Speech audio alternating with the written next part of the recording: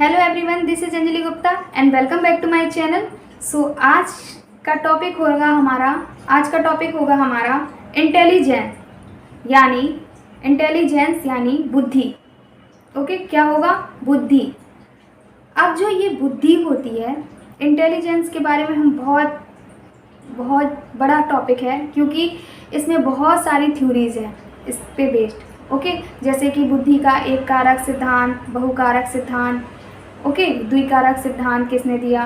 बहुत सारे साइकोलॉजिस्ट हैं जो उन्होंने बुद्धि के बारे में बहुत कुछ सिद्धांत दिए हैं और बताया है। ओके, सो बुद्धि जो होती है वो सबकी डिफरेंट टाइप होती है, सबकी बुद्धि अलग अलग होती है। ठीक है, कोई हो सकता है कि हाँ सेम बुद्धि हो, बट ज़्यादातर सबकी बुद्धि अलग अलग होती है।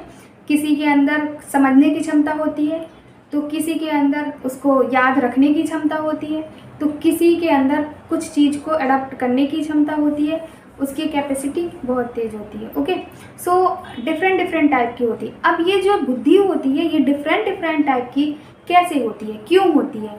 ओके, सो ये बुद्धि जो डिफरेंट की टाइप की होती है वो इसलिए होती है क्योंकि हमारे जो वातावरण है और हमारे जो आनुवांशिकता है, हेरिडिटी, तो इनका प्रभाव पड़ता है। ओके, सो दो चीज़ें हैं जिनका इफेक्ट पड़ता है, जिसकी वजह से हमारी जो बुद्धि होती है वो डिफरेंट होती है। अब ये दो चीज़ें क्या है? वो हैं एनवायरनमेंट और क्या? हेरिडिटी। तो हेरिडिटी और एनवायरनमेंट यानी आनुवांशिकता और वातावरण, इन दोनों का प्रभाव हमारी बुद्धि पर पड़ता है। ओके, सो अब जो इंटेलिजेंस है इसके ये क्या है, क्यों ज़रूरी है, इसकी वजह से होता क्या है? तो जो हमारी जो बुद्धि होती है, पहली बात जो हमारी बुद्धि होती है वो कहाँ होती है? वो हमारी होती है खोपड़ी में। ओके, सो बुद्धि कहाँ होती है? खोपड़ी में होती है, घुटनों में नहीं होती। ठीक है, तो क्योंकि काफ़ी बार हम लोग बोल देते हैं क्या यार इसकी बुद्धि तो घुटने पे है ना, तो ऐसा नहीं है। ओके, सो अब ये जो बुद्धि होती है ये क्यों होती है, किस लिए होती है? तो बुद्धि के द्वारा हम तार्किक रूप से सोच पाएँ, ठीक है, कोई भी निर्णय ले पाएँ, ओके, एंड समझने में आसानी हो, जिसके लिए हमें बुद्धि की ज़रूरत पड़ती है। ओके, जैसे कि असीमित योग्यताएं होना, ओके, अपरिमित योग्यताएं होना, ये सारी क्या है? ये बुद्धि के कारण ही होता है। तो जो बुद्धि होती है, तो सबसे पहले जो बुद्धि, अब बात ये होगी कि जो बुद्धि होगी उसके बारे में कैसे पता करें कि इसकी बुद्धि कैसी है। ओके, क्योंकि अब इसके लिए, बुद्धि के लिए मेजरमेंट करने के लिए क्या होता है? टेस्ट होता है। ओके, अब जो मेजरमेंट होता है यानी इंटेलिजेंस को मेजरमेंट करने की जो यूनिट होती है यानी मापन की इकाई होती है, बुद्धि मापने की इकाई होती है, वो क्या होती है? तो वो होती है हमारी IQ। क्या? IQ यानी इंटेलिजेंस क्वोशिएंट। ओके, सो IQ जो होता है उससे पता चलता है कि इसका IQ लेवल कितना है, यानी वो उसकी बुद्धि का लेवल जो है वो कितना है। अब इस IQ को हम हिंदी में बुद्धि लब्धि भी बोलते हैं। क्या बोलते हैं? बुद्धि लब्धि। सो हमारा टॉपिक जो चल रहा है वो क्या चल रहा है? वो चल रहा है इंटेलिजेंस।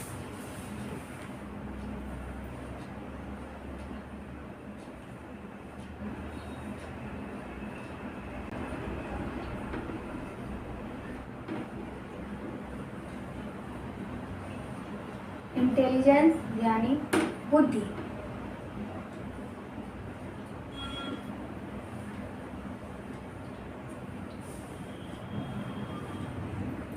तो हमारा टॉपिक क्या चल रहा है? इंटेलिजेंट यानी बुद्धि चल रहा है। अब जो बुद्धि होती है तो उसको मापने की इकाई क्या होती है, यानी उसको मेजरमेंट करने की जो यूनिट होती है वो क्या होती है? वो होती है हमारी IQ। इसको हम इंटेलिजेंट क्वोशिएंट, इसको हम हिंदी में बुद्धि लब्धि भी बोलते हैं।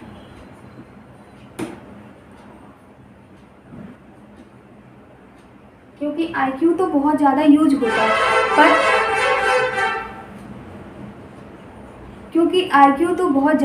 होता है, पर बुद्धि लब्धि का यूज बहुत कम ही होता है। तो ये बात याद रखना, क्योंकि हिंदी मीडियम से हैं उनमें बुद्धि लब्धि ही आएगा। ओके,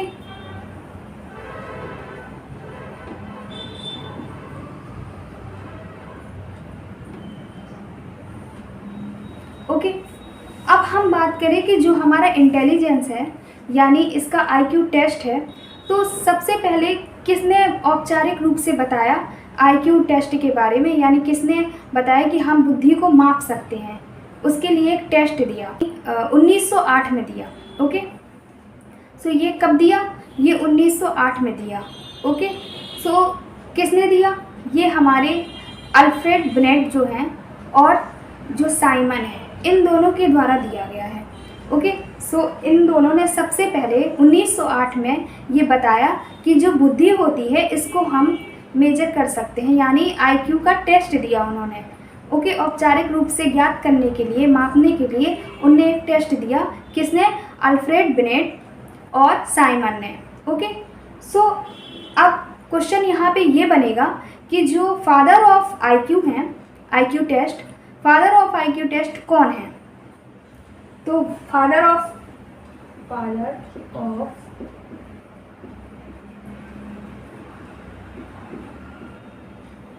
आईक्यू टेस्ट कौन है? वो है हमारे अल्फ्रेड बिनेट। कौन? Alfred beneath. ओके,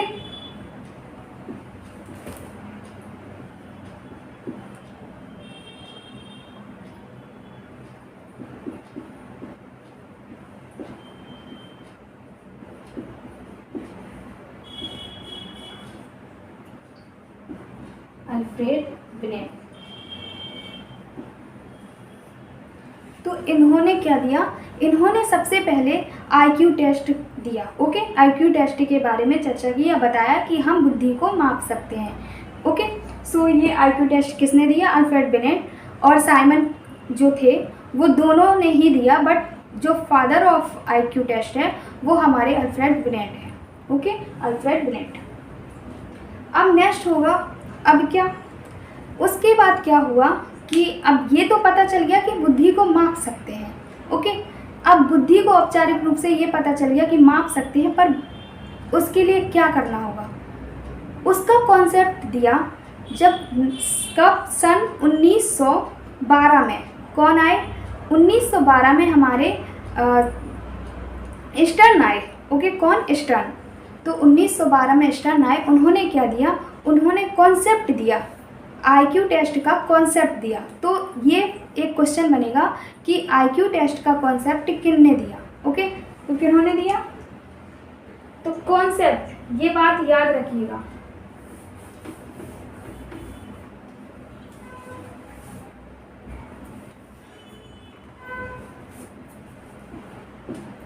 कॉन्सेप्ट, ये चीज बहुत इंपॉर्टेंट है। कॉन्सेप्ट किसने दिया? स्टर्न ने दिया।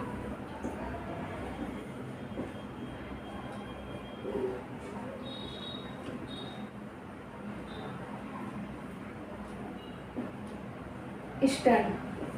ओके, ओके, तो कॉन्सेप्ट किसने दिया? स्टर्न ने दिया। इन्होंने क्या बताया? इन्होंने बताया कि जो हमारी आईक्यू टेस्ट है, आईक्यू टेस्ट यानी आईक्यू को कैसे माप सकते हैं, उसके लिए उन्होंने कहा कि मेंटल एज जो होती है और क्रोनोलॉजिकल एज यानी मानसिक आयु और वास्तविक आयु, ये दोनों जो होते हैं उनके अनुपात जो होता है, उनका अनुपात क्या होता है? वो आईक्यू होता है। ओके, सो किसने बताया? ये बताया हमारे स्टर्न ने। ओके, किसने? स्टर्न ने। कब बताया? 1912 यानी 1912 में। ओके, अब स्टर्न ने इतना तो बता दिया कि जो मेंटल एज, अब जो मेंटल एज है वो भी किसी ने दिया। वो किसने दिया? मेंटल एज को दिया हमारे अल्फ्रेड बिनेट ने। किसने? अल्फ्रेड बिनेट ने। मेंटल एज को किसने दिया? अल्फ्रेड बिनेट ने दिया। ओके, ये बात भी याद रखना। तो आईक्यू टेस्ट, सबसे पहले आईक्यू टेस्ट किसने दिया, यानी उसके फादर कौन है? तो उसके फादर हैं हमारे अल्फ्रेड बिनेट। और जो आईक्यू का मेंटल एज है जो, वो किन्होंने दिया? मानसिक आयु। तो मानसिक आयु भी अल्फ्रेड बिनेट के द्वारा दिया गया। ओके, सो ये दो चीज़ें अल्फ्रेड बिनेट के द्वारा हैं। ओके, एंड कॉन्सेप्ट हमारे स्टर्न ने दिया। अब स्टर्न ने ये तो बता दिया कि मेंटल एज और क्रोनोलॉजिकल एज जो होती है उसका अनुपात जो होता है, उसका रेशियो होता है, वही क्या होता है? वही हमारा बुद्धि लब्धि होता है, यानी आईक्यू होता है।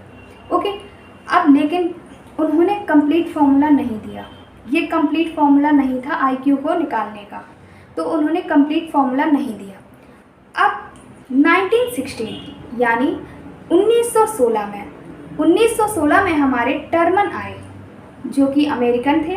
ओके, सो टर्मन ने सबसे पहले क्या किया, जो कॉन्सेप्ट दिया था स्टर्न ने, उसी का फॉर्मूला को कंप्लीट किया। जो फॉर्मूला किनके द्वारा दिया गया था, स्टर्न के द्वारा दिया था, उस फॉर्मूला को कंप्लीट किया किसने, वो किया हमारे टर्मन ने। ओके, किसने, टर्मन ने।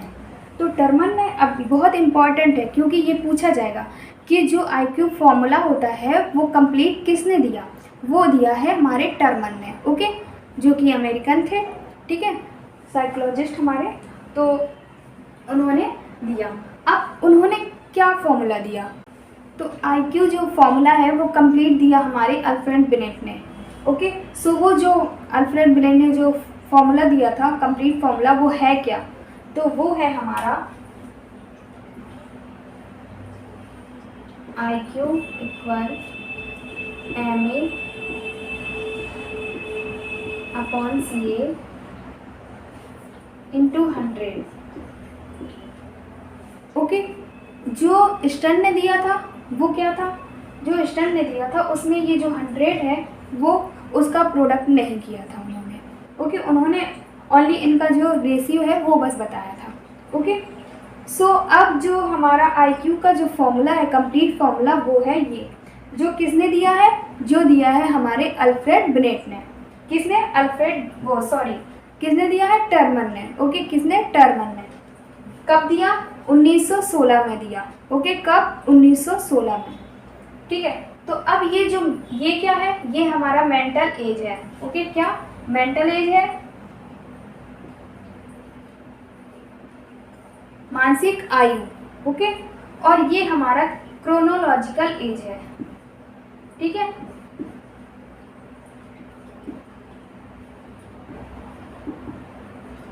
क्रोनोलॉजिकल एज, इसको हम बोलते हैं, या तो हम इसको क्या बोलते हैं, वास्तविक आयु,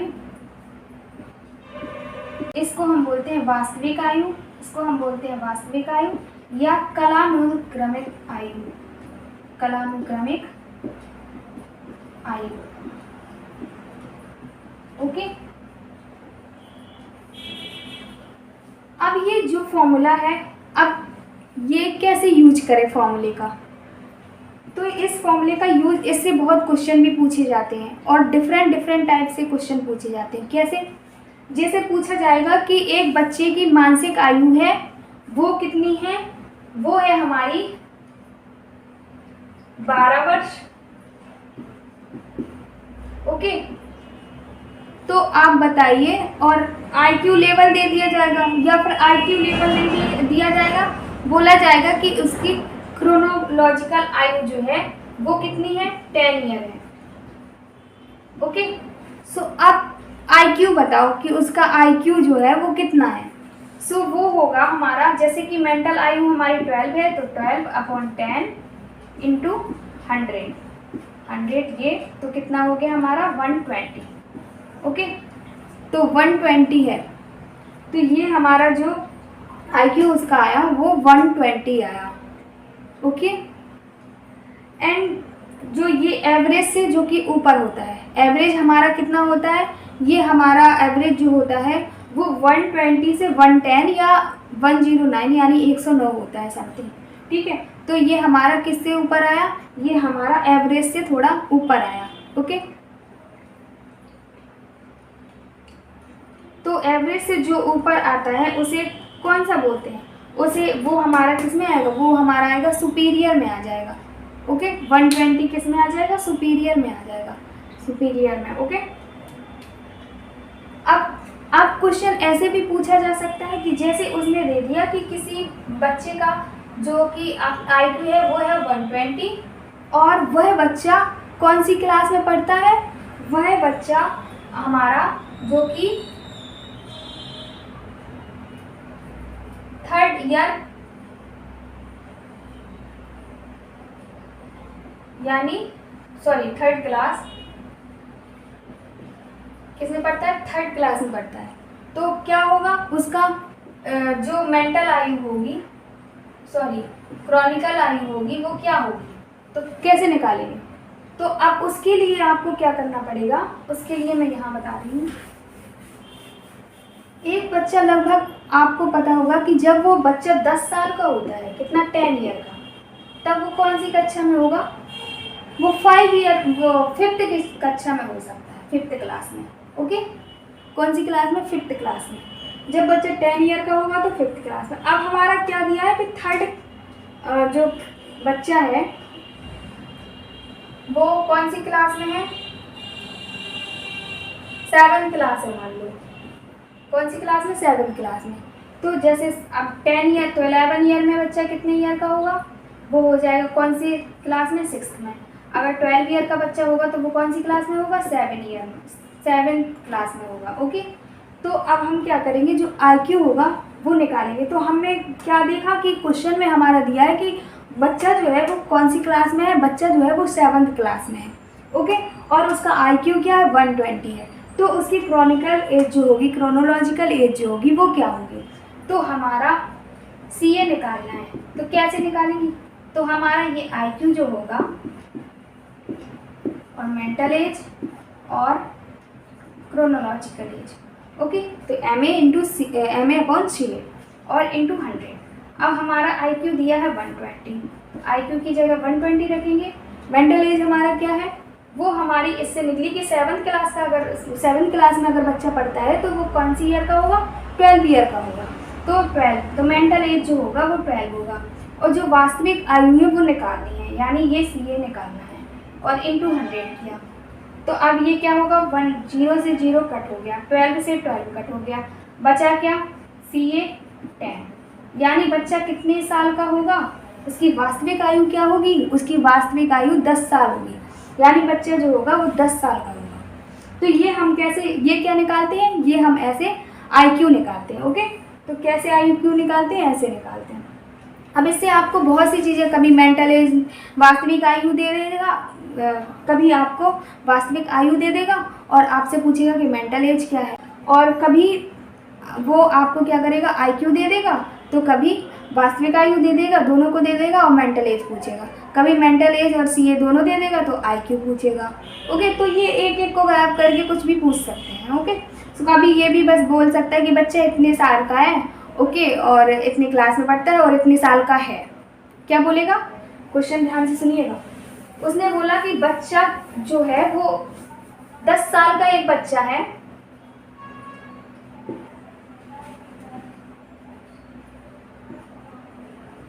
टेन ईयर का जो बच्चा है वो कौन सी क्लास में है? 7th में है। ठीक है, तो उसकी वास्तविक आयु तो ये हो गई, और पढ़ता वो कौन सी? 7th क्लास में। तो यानी उसकी मेंटल एज क्या होगी? 12 ईयर होगी। तो मेंटल एज 12 और अपॉन 10 इंटू 100, तो ये हमारी निकल आ रही है। तो ये 120 निकल आया। ओके, तो ये भी पूछ लेगा। ठीक है, तो ये अब कैसे भी पूछ ले, आपको बनना चाहिए। ओके,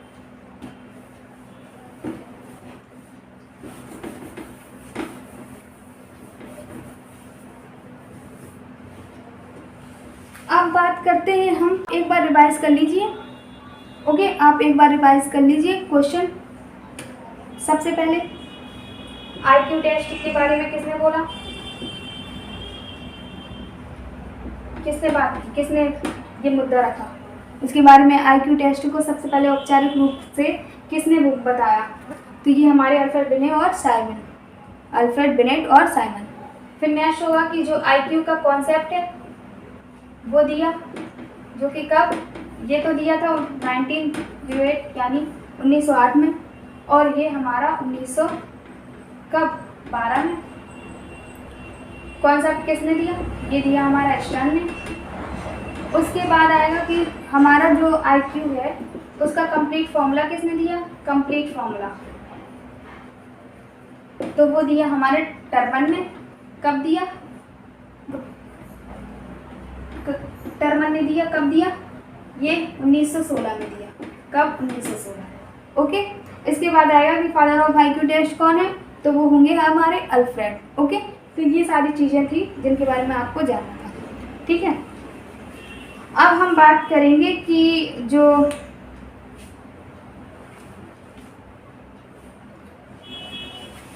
आईक्यू का क्लासिफिकेशन किसके द्वारा दिया गया, टर्मन के द्वारा दिया गया। क्या क्लासिफिकेशन है, मैं एक बार बताऊंगी आपको।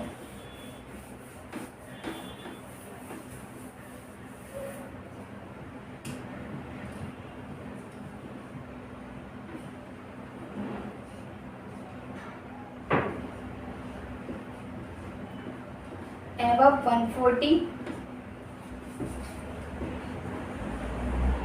140 to 120, 120 to 110,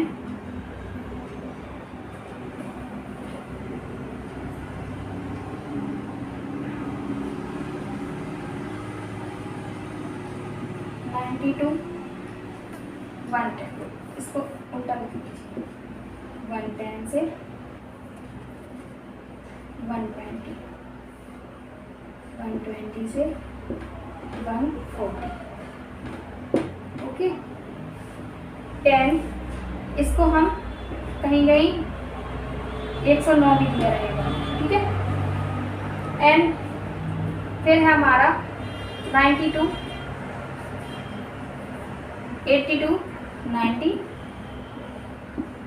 फिर है 82, 70, फिर है 70, सॉरी बिलो 70, और एक आएगा आपका 50 to 70,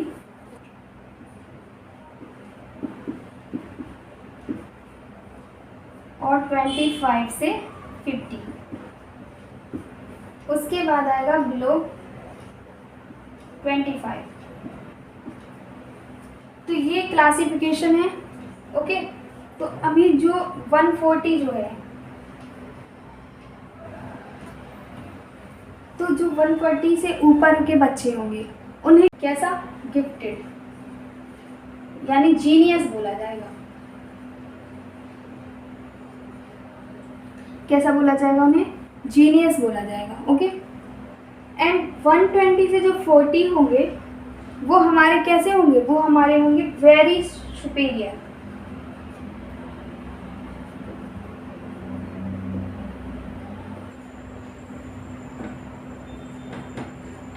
यानी श्रेष्ठतम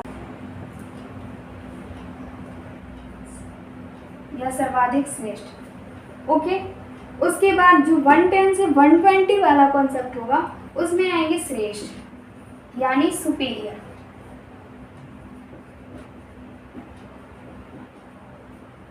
ओके, कैसा आएगा, सुपीरियर, श्रेष्ठ।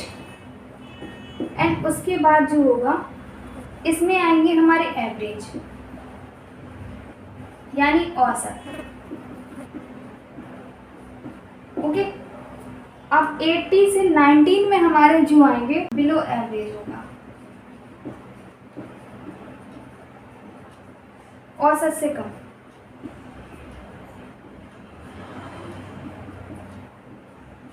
और ये हमारे आएंगे सीमांत बुद्धि यानी border line. Okay, and below 70 जो है यानी 70 से जो नीचे होंगे वो हमारे कैसे बच्चे आएंगे, मंद बुद्धि टाइप के बच्चे आएंगे।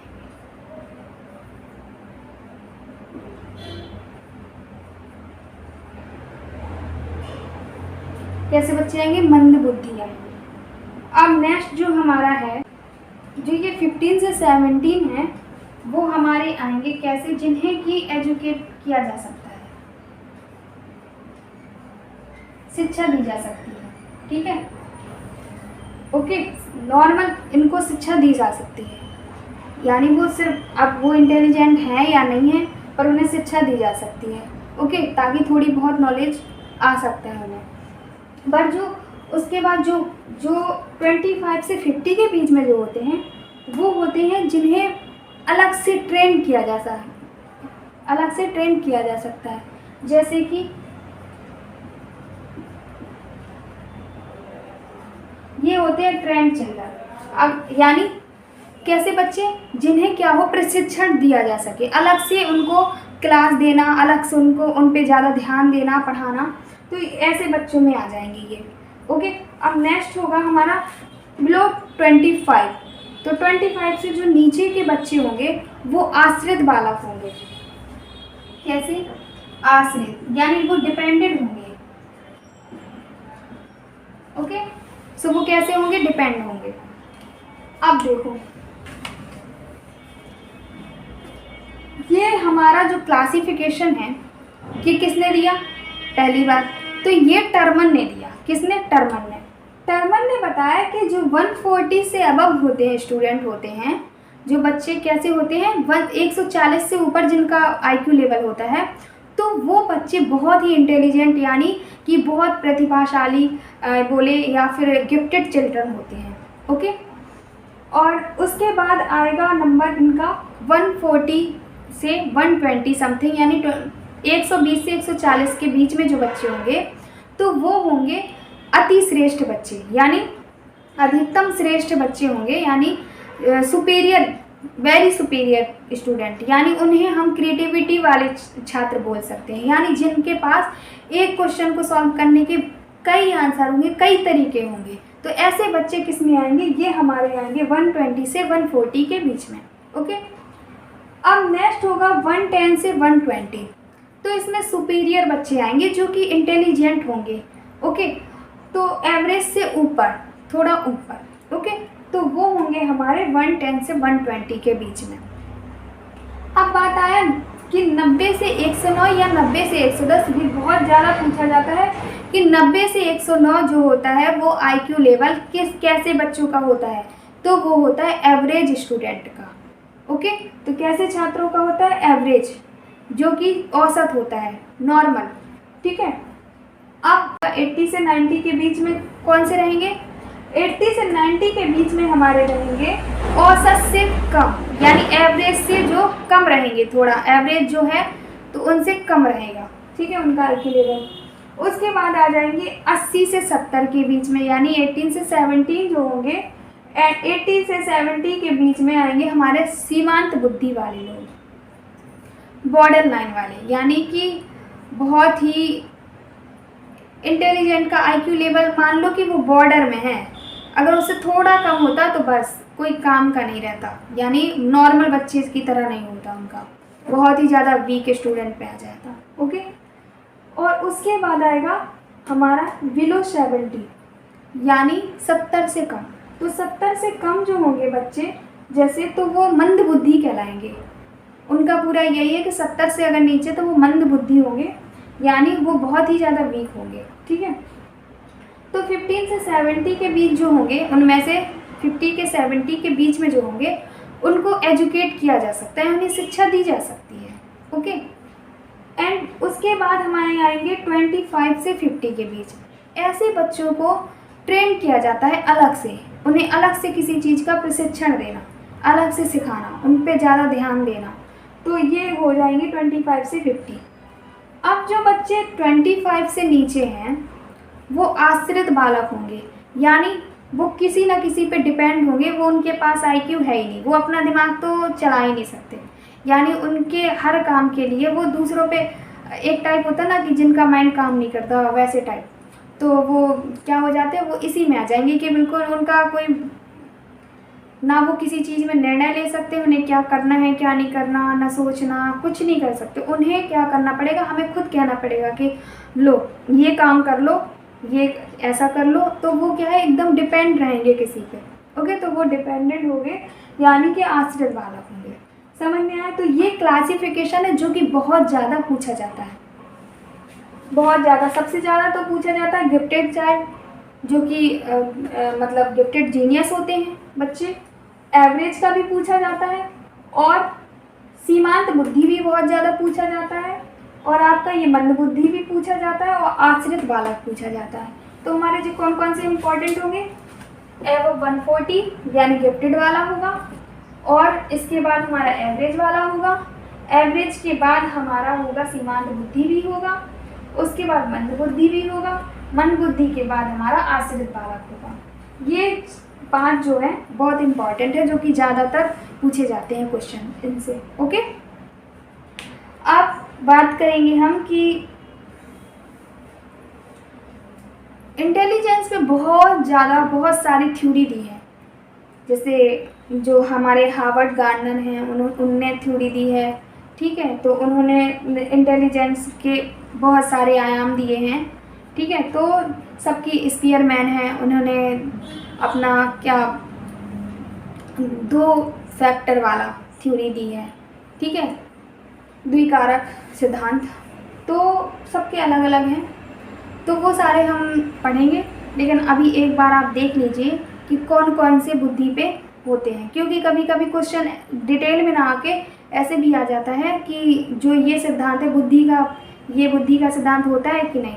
अब जैसे एक कारक सिद्धांत, बहुकारक, द्विकारक, त्रिकारक दे दिया, चतुर्थ कारक दे दिया, तो मतलब कि फिर देखना पड़ेगा ना कि कौन कौन से होते हैं और कौन कौन से नहीं होते हैं।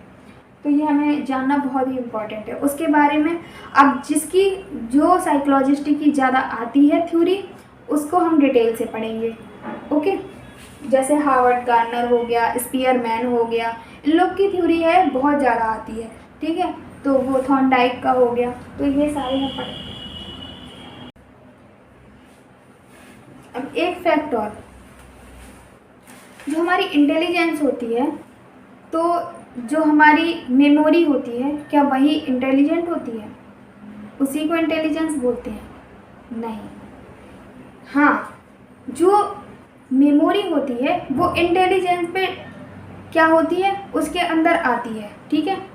तो जो मेमोरी होती है वो इंटेलिजेंस हो सकती है, बट जो इंटेलिजेंट होता है वो मेमोरी नहीं हो सकता। ओके, यानी मेमोरी जो होती है वो इंटेलिजेंस के अंतर्गत आती है। ओके, किसके अंतर्गत आती है? मेमोरी जो होती है वो इंटेलिजेंस के अंतर्गत आती है, पर मतलब बुद्धि के अंतर्गत आता है क्या? स्मृति, हमारी स्मृति जो होती है वो बुद्धि के अंतर्गत आती है, पर जो स्मृति है वो बुद्धि नहीं होती है। ओके, तो स्मृति बुद्धि नहीं है, पर बुद्धि के अंदर स्मृति आती है। ओके, तो ये बात याद रखिएगा। एंड दूसरा फैक्ट हमारा ये होगा कि जो हमारी बुद्धि होती है, एक 2 टाइप की बुद्धि और होती है। कौन कौन सी? एक होती है इंट्रापर्सनल और एक होती है इंटरपर्सनल, यानी अंतरावैयक्तिक और अंतर्वैयक्तिक। याद रखिएगा, अच्छे से सुनिएगा। अंतरावैयक्तिक कैसा? अंतरावैयक्तिक, एक अंतरावैयक्तिक हो गया और एक है अंतर्वैयक्तिक। डिफरेंट समझ में आ रहा है? अंतरावैयक्तिक और अंतर्वैयक्तिक। ओके, सो ये क्या होती है? तो एक होती है इंटरपर्सनल और एक हमारी होती है इंट्रापर्सनल। तो इंट्रापर्सनल और इंटरपर्सनल में अंतर क्या है, डिफरेंट क्या है इसमें? तो इसमें डिफरेंट ये है कि जो इंटरपर्सनल होती है, अंतर्वैयक्तिक होती है, वो होती है कि जो वो इंसान, जैसे कि नेता, कोई नेता होता है तो वो क्या होता है, वो पब्लिक के बारे में अच्छे से जानता है कि पब्लिक को कैसे अपनी बातों में लाया जाए, उनको ऐसा क्या किया जाए ताकि पब्लिक ये सुनना, उनको पता होता है कि पब्लिक क्या सुनना पसंद करती है, पता होता है। यानी दूसरों के बारे में समझना, सोचना, दूसरों के बारे में जान लेना, वो क्या है? वो है हमारा इंटरपर्सनल, अंतर्वैयक्तिक। और जो इंट्रापर्सनल होता है वो हमारे दार्शनिक, दर्शन शास्त्र यानी साइकोलॉजिस्ट जो होते हैं, यानी जो अपने बारे में या किसी मनुष्य के अंदर क्या है उसके बारे में जान लें, या वो खुद अपने बारे में जान लें। जैसे कि हम बात करेंगे जो गौतम बुद्ध हुए, उन्होंने अपने बारे में सब जानने की कोशिश की, है ना। तो उनको अपने बारे में सब कुछ पता चला, कैसे हम क्या कर सकते हैं, कंट्रोल कैसे कर सकते हैं अपनी इंद्रियों को। तो ये सारी चीज़ें, तो ये अपने बारे में जान लेना ही इंट्रापर्सनल है। इंट्रापर्सनल अपने बारे में जान लेना, और इंटरपर्सनल यानी दूसरों के बारे में जानना। ओके, तो ये डिफरेंट है दोनों में। तो ये भी हमारी क्या है? बुद्धि है। ओके, अब एक भाषाई बुद्धि होती है, वो भाषा में महारत्न प्राप्त करना, तो वो भाषाई बुद्धि कहलाती है। यानी कि जो हमारे साहित्यकार होते हैं, ठीक है। तो उसको भाषाई बुद्धि बोलते हैं, है ना। जो उन लोग की उनको किसी भी एक भाषा का बहुत अच्छे से ज्ञान होना, तो वो क्या होगा, भाषाई बुद्धि होगी। बुद्धि कई प्रकार की होती है, ओके, तो वो अलग अलग है।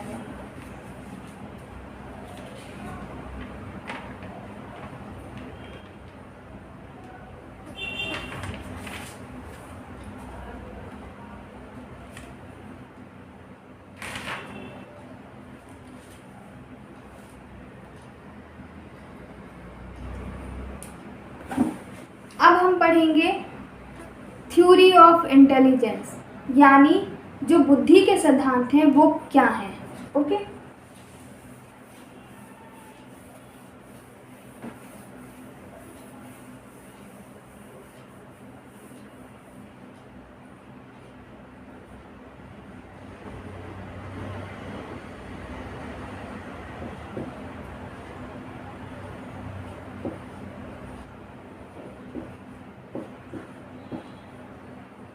बुद्धि के सिद्धांत,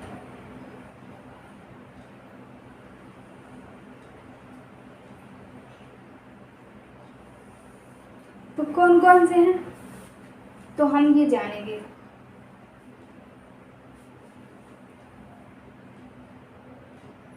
यूनिफैक्टर थ्योरी,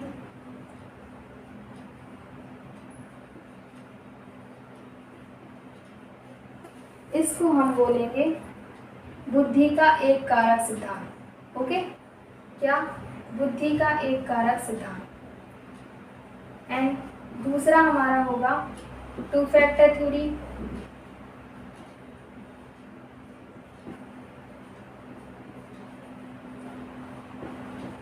तो ये हमारी होगी द्विकारक सिद्धांत, बुद्धि का द्विकारक सिद्धांत। तो द्विकारक सिद्धांत, अब जो एक कारक सिद्धांत है वो किसने दिया, तो बुद्धि का एक कारक सिद्धांत है वो हमारा दिया है किसने, अल्फ्रेड बिने ने। किसने, अल्फ्रेड बिने ने, ओके। और द्विकारक यानी टू फैक्टर थ्योरी किसने दी, वो दी है हमारी स्पीयरमैन ने। तो यहाँ मैं लिखूँ ये बिने हैं, किसके द्वारा दी गई, बिने के द्वारा दी गई, और ये स्पीयरमैन के द्वारा दी गई, स्पीयरमैन के द्वारा दी गई, ओके। एंड नेक्स्ट हमारा होगा multi factor theory. Multi factor theory, multi factor theory, multi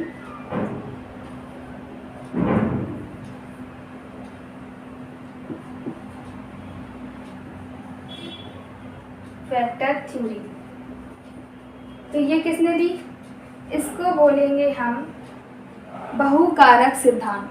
क्या, बहुकारक सिद्धांत किसने दिया, मल्टी फैक्टर थ्योरी जो है ये दिया हमारा थॉर्नडाइक ने, ओके। किसने, थॉर्नडाइक ने। इसको बहुकारक सिद्धांत बोलते हैं, किसके द्वारा बहुकारक दिया गया है, थॉर्नडाइक। अब याद रखिएगा ये बहुकारक है, अभी नेक्स्ट, अभी ध्यान दीजिएगा। नेक्स्ट होगा हमारा फोर्थ, ये हमारा है ग्रुप फैक्टर थ्योरी। क्या, ग्रुप फैक्टर थ्योरी,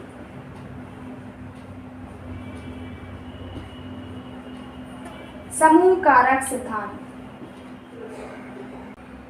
तो एक ये है समूह कारक सिद्धांत, ओके। तो ग्रुप फैक्टर थ्योरी यानी समूह कारक सिद्धांत। अब नेक्स्ट है फिफ्थ, फ्लैट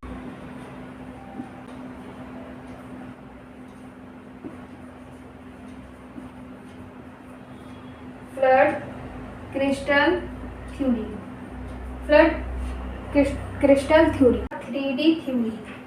तो ये गिलफोर्ड, जेपी गिलफोर्ड है, उनके द्वारा दिया गया।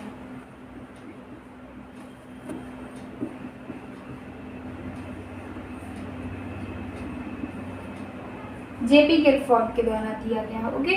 3D theory. नेक्स्ट होगी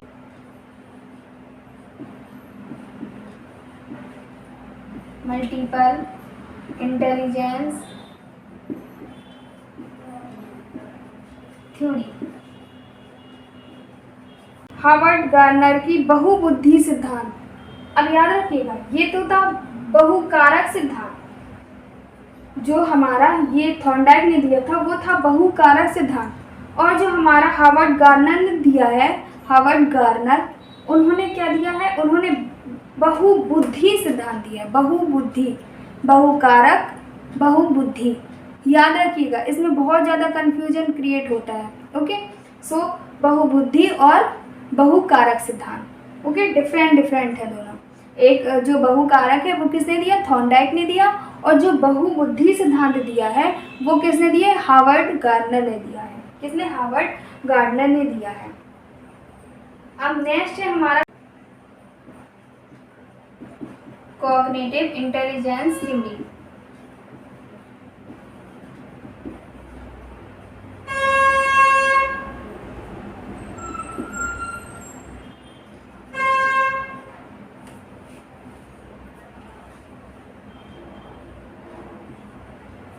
नेक्स्ट है हमारा कॉग्निटिव इंटेलिजेंस थ्योरी। ओके, तो यानी संज्ञानात्मक बुद्धि सिद्धांत। क्या, संज्ञानात्मक बुद्धि सिद्धांत। ये किसके द्वारा दिया गया है, ये दिया गया है जीन पियाजे के द्वारा। जीन पियाजे के द्वारा। ओके, सो ये हमारे सिद्धांत थे कौन कौन से, यूनिफैक्टर थ्योरी। ओके, कौन सा, यूनिफैक्टर थ्योरी, एक कारक सिद्धांत। ये किसके द्वारा दिया गया, अल्फ्रेड बिने के द्वारा दिया गया है। नेक्स्ट है हमारा two factor theory. Two factor theory जो किसने दी है, यानी द्विकारक सिद्धांत, तो ये दिया है स्पीयरमैन ने। उसके बाद आएगा मल्टी फैक्टर थ्योरी यानी बहुकारक सिद्धांत, वो दिया है हमारा थॉर्नडाइक ने। एंड नेक्स्ट हमारा आएगा ग्रुप फैक्टर थ्योरी, ओके, समूह कारक सिद्धांत। ओके, फिर नेक्स्ट आएगा हमारा फ्लूइड क्रिस्टल थ्योरी यानी तरल क्रिस्टलीय सिद्धांत। फिर नेक्स्ट हमारा आएगा 3D थ्योरी। ओके, फिर आएगा हमारा मल्टीपल इंटेलिजेंस थ्योरी यानी बहुकारक सिद्धांत, बहुबुद्धि सिद्धांत। उसके बाद आएगा कॉग्निटिव इंटेलिजेंस यानी संज्ञानात्मक बुद्धि सिद्धांत। ओके, सो ये हमारे सिद्धांत थे। तो इनके बारे में जैसे कि हमारा एक स्पीयरमैन का हो गया, ये इम्पॉर्टेंट है, और एक हमारा ये हार्वर्ड गार्नर का, ये भी इम्पॉर्टेंट है, और ये है कॉग्निटिव इंटेलिजेंस। तो ये थे यूनिफैक्टर थ्योरी जो कि बिने ने दी, अल्फ्रेड बिने ने, यानी बुद्धि का एक कारक सिद्धांत। बुद्धि का द्विकारक सिद्धांत यानी टू फैक्टर थ्योरी, वो दी स्पीयरमैन ने। उसके बाद मल्टी फैक्टर थ्योरी यानी बहुकारक सिद्धांत। बुद्धि का बहुकारक सिद्धांत किसने दिया, थॉर्नडाइक ने दिया। उसके बाद ग्रुप फैक्टर थ्योरी यानी लुईस एल थर्स्टन ने दिया। किसने, लुईस एल थर्स्टन ने। तो ये ग्रुप फैक्टर थ्योरी यानी समूह कारक सिद्धांत दिया। उसके बाद फ्लूइड क्रिस्टल थ्योरी यानी आरबी कैटल ने दी, क्रिस्टलीय की थ्योरी, तरल क्रिस्टलीय थ्योरी सिद्धांत। ओके, फिर 3D थ्योरी जो कि जेपी गिलफोर्ड ने दी। And next multiple intelligence theory यानी बहुबुद्धि का सिद्धांत, तो ये दिया हमारे हार्वर्ड गार्डनर ने। उसके बाद कॉग्निटिव इंटेलिजेंस थ्योरी यानी जीन पियाजे ने दी, यानी संज्ञानात्मक बुद्धि सिद्धांत। उसके बाद एक है संवेगात्मक बुद्धि सिद्धांत, ऊपर लिखे हुए हैं, ये नोट कर लिया होगा। संवेगात्मक या इसी को हम बोलेंगे इमोशनल इंटेलिजेंस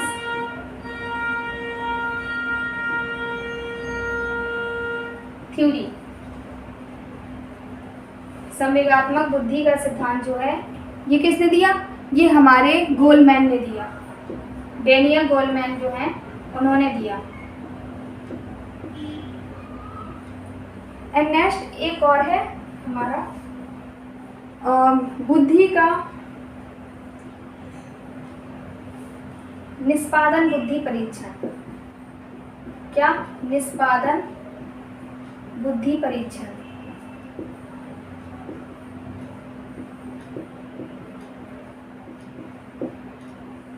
निष्पादन बुद्धि परीक्षण जो कि किसने दिया, ये दिया हमारा प्रोफेसर CM भाटिया ने। किसने, प्रोफेसर CM भाटिया। तो निष्पादन बुद्धि परीक्षण क्या है? निष्पादन बुद्धि परीक्षण मीन्स बुद्धि का परीक्षण करना, एक टेस्ट होता है उसके जरिए बुद्धि का परीक्षण करना। तो ये किसके द्वारा है? Professor CM Bhatia. बच्चे का जो निष्पादन वो कहलाता है कि जब बच्चे को पढ़ाया जाता है पहले, उसके बाद उसकी इंटेलिजेंस को देखा जाता है कि उसने क्या पढ़ा, ओके, कितना उसके अंदर अभी है, उसके अंदर कितनी कैपेसिटी है उसको रखने की, ठीक है। तो ये सारा हमने कुछ देख लिया। उसके बाद उस चीज़ का क्या करना? निष्पादन करना, यानी उस चीज़ को बताना, बच्चे को सिखाना, ताकि वो दोबारा से फिर से ये गलती ना करे। तो ये होगा निष्पादन बुद्धि परीक्षण, यानी प्रोफेसर CM भाटिया के द्वारा दिया गया है। तो ये भी इम्पॉर्टेंट है, निष्पादन बुद्धि परीक्षण किसके द्वारा दिया गया? CM भाटिया के द्वारा दिया गया। तो ये और गोलमैन यानी सामवेगिक बुद्धि सिद्धांत, ओके, तो ये भी इम्पॉर्टेंट है डेनियल गोलमैन का। तो ये सारे हमारे सिद्धांत थे। अब इनको हम जब सिद्धांत लेके आएंगे सारे, तो एक एक करके सारे सिद्धांत को पढ़ा जाएगा जो भी इम्पॉर्टेंट होंगे, ओके। तो ये था हमारा इंटेलिजेंस।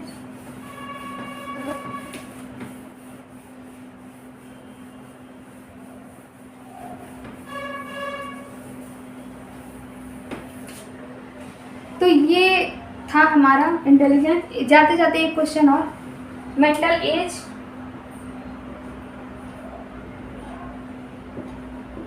अगर कितनी है?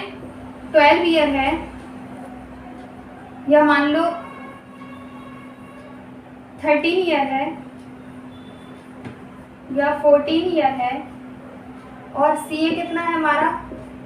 10 ईयर है, ओके। तो हमारी IQ क्या होगी? तो हमारी IQ होगी 14 इंटू 10 इंटू 100, 14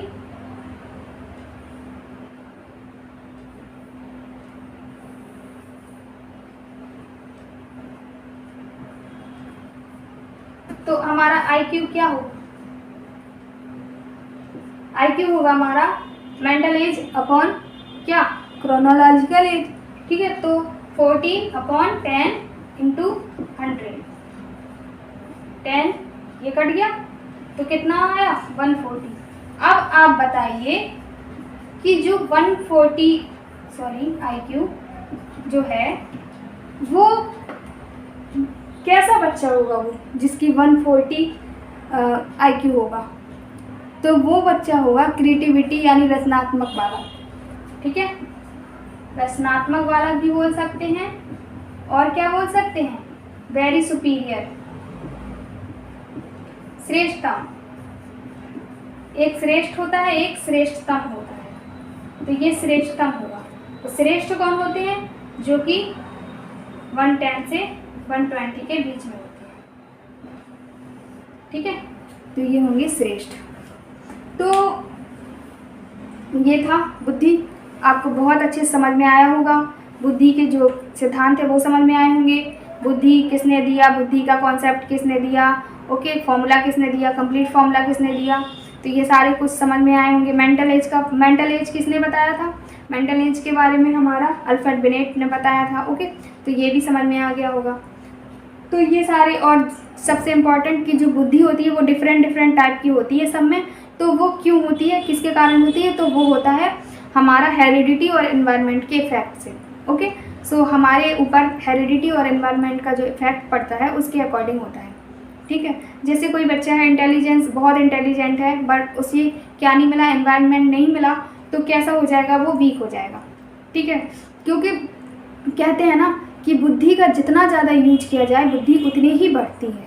बुद्धि को खर्च करने पर बुद्धि एक ऐसी चीज़ है कि जिसे खर्च करने पर वो खर्च नहीं होती, उल्टा बढ़ती है, ओके।